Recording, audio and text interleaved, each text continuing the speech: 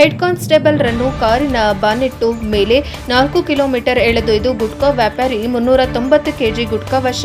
ಹೊಸೂರು ತಮಿಳುನಾಡಿನ ಹೊಸೂರು ಸಮೀಪದ ಐಷಾರಾಮಿ ಕಾರಿನಲ್ಲಿ ಅಕ್ರಮವಾಗಿ ಗುಟ್ಕಾ ಸಾಗಿಸುತ್ತಿದ್ದ ವ್ಯಕ್ತಿ ವಾಹನ ತಪಾಸಣೆಗೆ ಮುಂದಾದ ಹೆಡ್ ಕಾನ್ಸ್ಟೇಬಲ್ ಅವರನ್ನು ಕಾರಿನ ಬಾನೆಟ್ ಮೇಲೆ ಸುಮಾರು 4 ಕಿಲೋಮೀಟರ್ ಹಿಡಿದು ಘಟನೆ ಸಾರ್ವಜನಿಕರನ್ನ ಬೆಚ್ಚಿ ಬೀಳಿಸಿದೆ.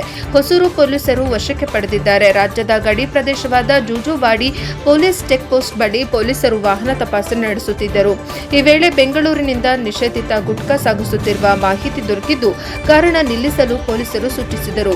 ಆದರೆ ಕಾರು ಚಾಲಕ ನಿಲ್ಲಿಸದೆ ಕಾರನ್ನ ಅಡ್ಡ ಹಾಕಿದ ಹೆಡ್ ಕಾನ್ಸ್ಟೇಬಲ್ ರಾಜೀವ್ ಗಾಂಧಿ ಅವರನ್ನ ಬಾನೆಟ್ ಮೇಲೆಯೇ ಹೊತ್ತೊಯ್ಯುತ್ತಾ ಸುಮಾರು 4 ಕಿಲೋಮೀಟರ್ ದೂರ ಚಲಾಯಿಸಿದ್ದಾನೆ. ಘಟನೆ ತಿಳಿದ ತಕ್ಷಣ ಸಿಂಪಲ್ ಪೊಲೀಸ್ ಠಾಣೆಯ ಇನ್ಸ್ಪೆಕ್ಟರ್ ಸೈಯದ್ ಮುಬಾರಕ್ ನೇತೃತ್ವದಲ್ಲಿ ಪೊಲೀಸರು ರಾಷ್ಟ್ರೀಯ ಹೆದ್ದಾರಿಯಲ್ಲಿ ಕಾರನ್ನು ಬೆನ್ನಟ್ಟಿದರು. ಬಳಿಕ ಹೊಸೂರು ದುರ್ಗಾ ಸಮೀಪದ ಸಾರ್ವಜನಿಕರ ಸಹಾಯದಿಂದ ಕಾರನ್ನು ತಡೆದು ನಿಲ್ಲಿಸಲಾಯಿತು. ಈ ವೇಳೆ ಆರೋಪಿಯು ಪೊಲೀಸರ ಮೇಲೆಯೂ ಹಲ್ಲೆಗೆ ಮುಂದಾದ ಘಟನೆ ಕೂಡ ನಡೆದಿದೆ. ಹೊಸೂರು ಪೊಲೀಸ್ ಠಾಣಾ ಪ್ರಕರಣ ದೂರು ದಾಖಲಾಗಿದೆ. ವರದಿ ವೇದಮೂರ್ತಿ, NKS TV 4 ಬೆಂಗಳೂರು.